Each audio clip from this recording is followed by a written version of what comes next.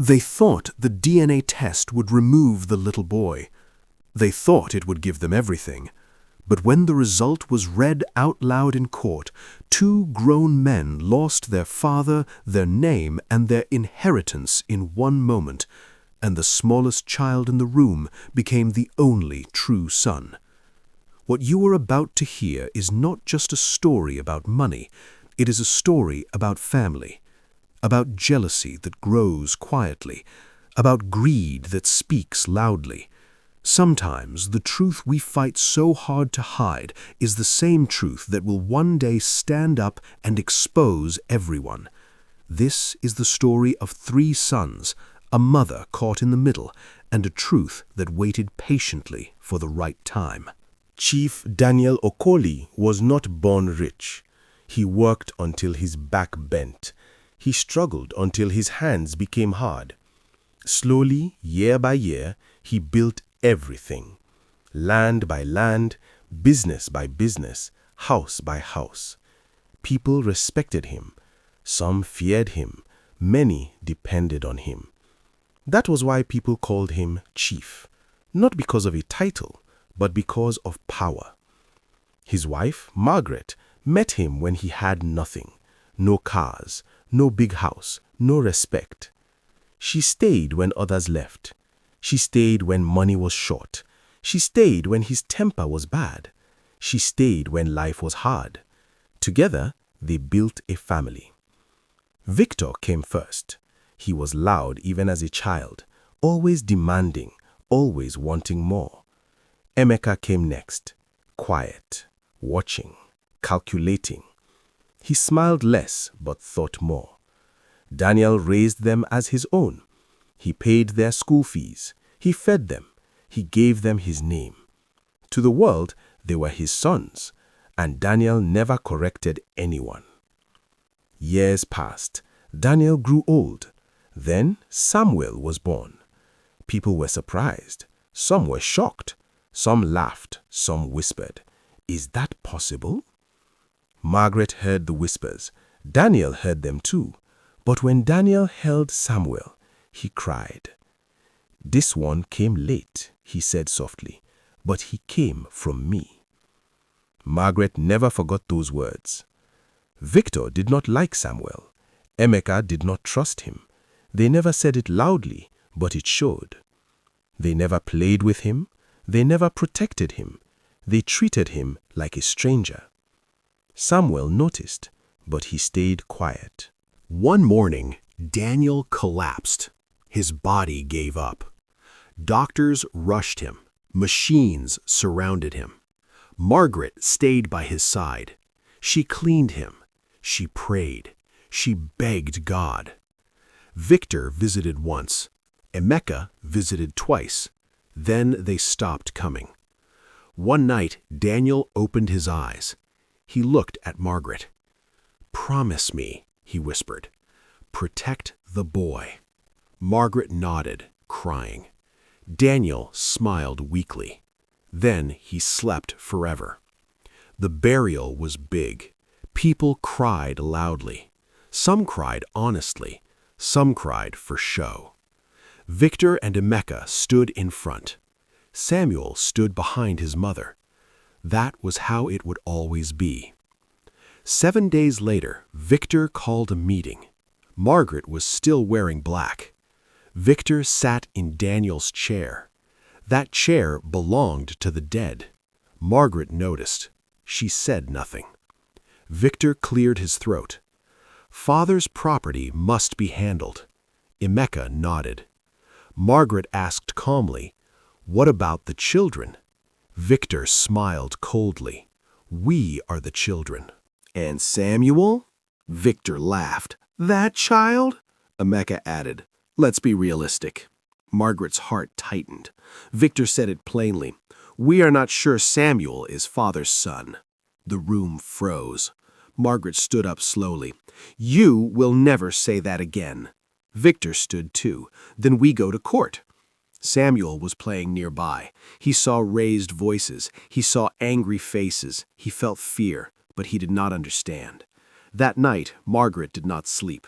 She remembered Daniel's words. She remembered her promise. She decided. She would not beg, she would fight. Victor locked rooms. Emeka controlled staff. Margaret was ignored. Samuel was invisible. The house was no longer home. Relatives started talking. Neighbors talked. Church members talked. That child came late. That man was old. Margaret heard everything. She stayed silent. One morning, Margaret looked at Samuel. She touched his head and said, "No one will remove you." After that day, the house changed completely. Before, even when there were problems, there was still respect. Now, respect was gone. Love was gone. Only fear remained. Margaret noticed it first. The staff no longer listened to her. They took instructions from Victor. Emeka controlled the keys.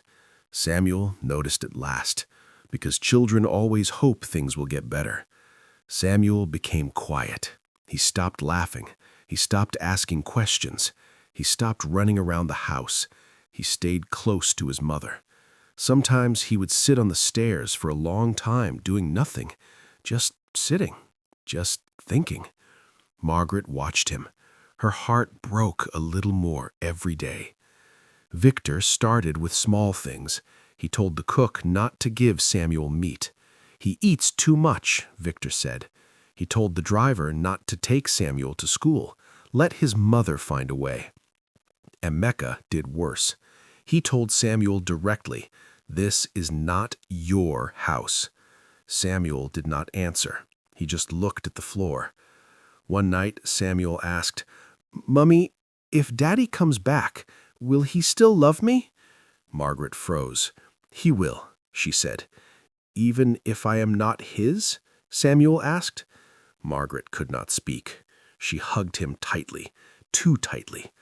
Soon relatives started visiting, not to comfort, not to help, but to advise. "Drop the case. Let the big boys take everything. Protect your image." One aunt said quietly, "That boy is the problem." Margaret stood up. "Leave my house." Victor invited elders again. This time he did it openly. Samuel was sitting in the living room. Victor pointed at him and said, "This child has no right here." People murmured. Samuel stood up slowly. He walked to his mother. He held her wrapper. Margaret felt her knees weaken. The first court day came. Reporters were outside. People whispered. Margaret walked in with Samuel. Victor and Emeka walked in confidently. They smiled. They waved. They looked like winners already. Victor spoke first. "My father's wealth should not go to a doubtful child." The word doubtful echoed. Samuel looked up. He did not understand the word, but he felt its weight. Margaret stood. Her voice shook, but she spoke. "That child is my husband's son." The courtroom murmured. Victor smiled. Emeka shook his head. Emeka stood. "My father was weak. He was old. This child came too late." The judge listened. Samuel felt his chest hurt. He held his stomach. Outside, people gathered. Some pointed, some whispered. Samuel asked, "Mummy, why do people hate me?" Margaret had no answer. That night, Samuel refused food. He refused water. He curled into a ball. Margaret panicked. She called the doctor. The doctor said, "He is not sick. He is hurt." Margaret sat by Samuel's bed. She whispered, "No matter what they say, you belong." Samuel slept with tears on his face. Margaret did not sleep. Calls came every day. "Share the property. Save your reputation. Think of the family name." Margaret listened. Then she made a decision. In court, the judge asked again, "Do you have proof?" Margaret stood slowly. "Yes." Everyone leaned forward. "We will do DNA." Victor smiled widely. Emeka nodded calmly. They were sure. Samuel squeezed his mother's hand. "Mommy, what is DNA?" She answered, The truth. Blood was taken. Samuel cried. Margaret held him. Victor joked. Emeka watched quietly. The blood was sealed, sent away. Days passed. Weeks passed. The house became colder. Victor started planning sales. Emeka spoke to bankers. They behaved like kings. Margaret stayed silent. Samuel waited. One night, Samuel woke up screaming. "They sent me away," he cried. Margaret held him. She whispered, "No one can." But her voice shook. Margaret sat alone that night. She remembered the past. She remembered everything. And she knew, when the truth comes, nothing will remain the same. The day the DNA result came, the sky was gray. Not raining, not sunny, just heavy, like something bad was waiting to happen. Margaret woke up early. She prayed quietly. Samuel slept beside her. His face was tired. He had not been sleeping well since the court case started. Victor woke up smiling. He dressed carefully. He wore his best suit. He looked at himself in the mirror and said, "Today, everything becomes mine." Emeka did not smile, but he was calm, too calm. He believed in numbers and in blood. The courtroom was full. Relatives, strangers, reporters, everyone wanted to hear the truth. Margaret entered holding Samuel's hand. Victor and Emeka entered separately. They did not greet anyone. They sat like kings. Samuel looked around. The room felt big, too cold. He asked softly, "Mummy, will this end today?" Margaret nodded. Yes. She did not say more. The DNA expert stood. He cleared his throat. Papers shook in his hands. The room became quiet. Even breathing sounded loud. The expert spoke slowly. Subject 1, Victor Okoli. Victor lifted his chin. Confidence. The expert continued. DNA result shows no biological relationship. The words hung in the air. Victor laughed once, a dry laugh. "That's wrong," he said. The expert did not stop. Subject 2, Emeka Okoli. Emeka leaned forward. The expert spoke. DNA result shows no biological relationship. Silence crashed into the room. Emeka's face changed. His lips trembled. The expert paused. Everyone leaned forward. Subject 3, Samuel Okoli. Samuel squeezed his mother's hand.